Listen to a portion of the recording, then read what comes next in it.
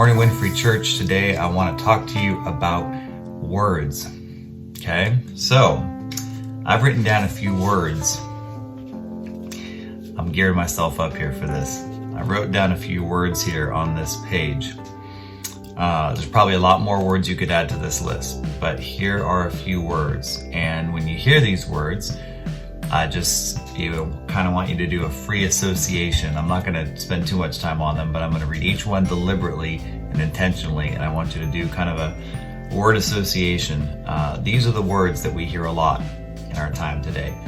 What do you think when you hear this? Lockdown. Donald Trump. Black Lives Matter. Blue Lives Matter. Social justice. COVID or coronavirus.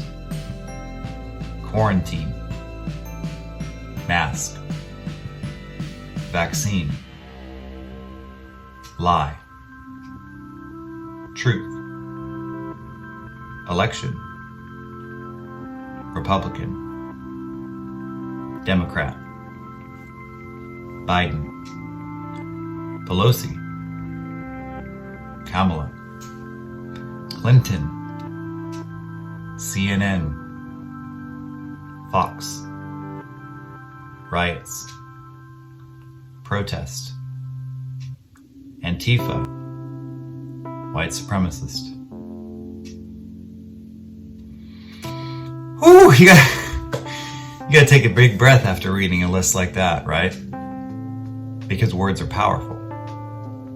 Words are powerful, and God knows that words are powerful. The Bible talks a lot about the word, talks a lot about words in general. One verse I was just reading a couple days ago was this in 2 Timothy chapter 2, verse 14. Paul is at the end of his life, and he's exhorting his son, really in the faith, Timothy, to be a worker approved by God, to do the work of ministry, and just encouraging him in his life and his ministry. And he says this in verse 14, specifically, remind his churches, remind them of this, and warn them before God that they are to avoid wrangling over words, which does no good, but only ruins those who are listening. Do your best to present yourself to God as one approved by Him, a worker who has no need to be ashamed, rightly explaining the word of truth. Words are so important to God. If you look back at Genesis, when God created the world, He created the world by His word. Right? God spoke His word into existence, and that word went out, and that word became light. That word became the separation of air and land and water. That word became everything that we see created, except for us as human beings. But even us as human beings, He formed us out of that earth that He created with His word, and then He breathed His own spirit into us. So not only did God create the world through His word, but God redeemed then the world through His word. John 1:1 talks about the word then becoming flesh and dwelling among us. The word was Jesus. It says Jesus was in the beginning with God. So when God spoke those words, when He created the world through His word, it was creating the world through Jesus. It was the expression of God, the actual manifest expression physically of God, then is Jesus Christ. And so God not only creates the world through His word, through the spoken word, and then which is Jesus, He redeems the world through the same word, that is Jesus. It takes on flesh, becomes active among us in the world, and then redeems us, right? So it is the actually most important thing to God. It is, and it's hard to wrap your mind around this really, but it's the expression of everything that God is in this word that is spoken out by God, things that He says, things that God does, and it's through Jesus, who is, and always will be, the most clear expression of who God is and what God is, His character, His nature, His attributes, His actions, Jesus Christ incarnate, God himself with us, Emmanuel.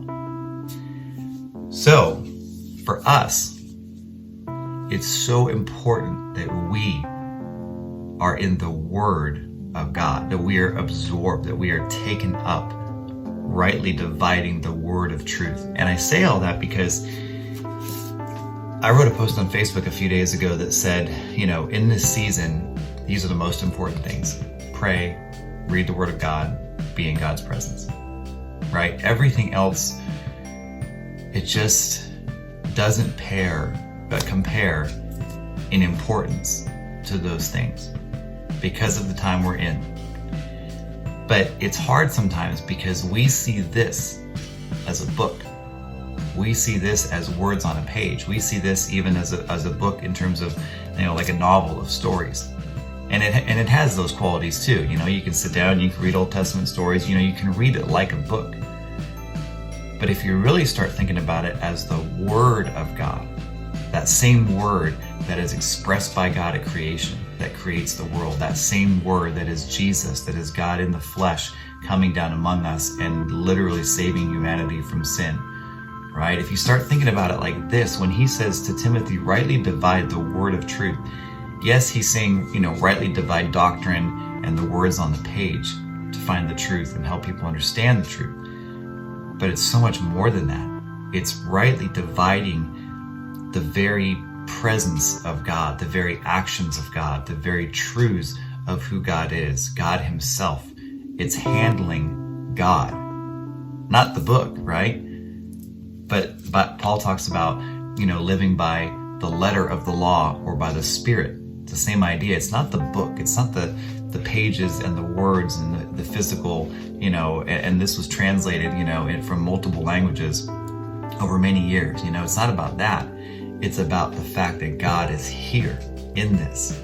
I remember the first time that I really felt in love with the Bible. I've always read it throughout my life, but I remember when I first started seminary, and our first class was Seminar on Biblical Interpretation, right? Appropriate. And we had to take verses and exegete them and, pare them down and figure out what God was saying through them. But we had this process, that we went through. And it was an arduous process. To get a B plus in the class, you had to do all the normal work, and then you could get a B plus. And then if you wanted to get an A, you actually had to do extra credit on a different chapter to get an A. I mean, that's how intense it was.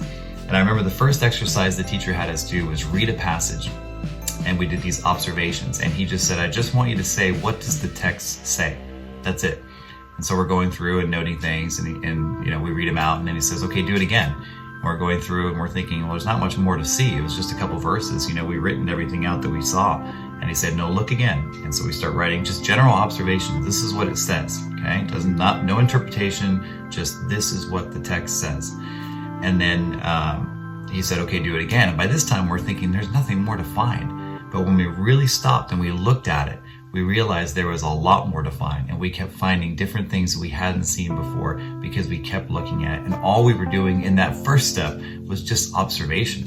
It was just looking at the text. So imagine what we discovered when we got down into the text and started doing all these different analysis and word studies and all of that. And it was incredible, and it helped me fall in love with the word because I actually took the time to absorb it. And what I realized was the same thing I'm sharing right now. I realized over time that I wasn't just absorbing words on a page.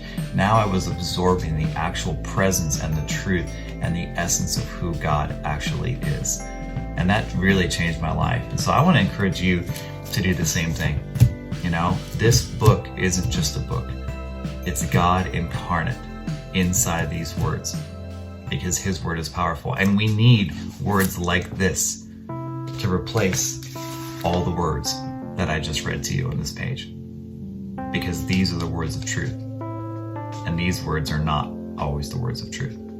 Let me close with this from Smith Wigglesworth, who was a great evangelist, charismatic revivalist back in the day.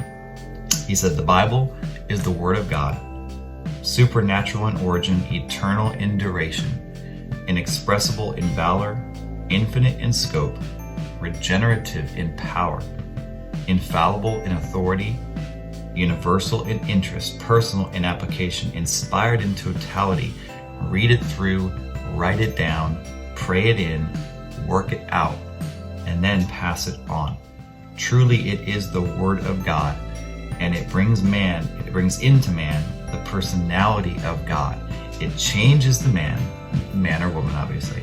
It changes the man until he becomes the epistle of God, the actual letter, the Word of God. It transforms his mind, changes his character, takes him on from grace to grace, and gives him an inheritance in the Spirit. God comes in, dwells in, walks in, talks through, and sups with him. Let the Word of God be in you.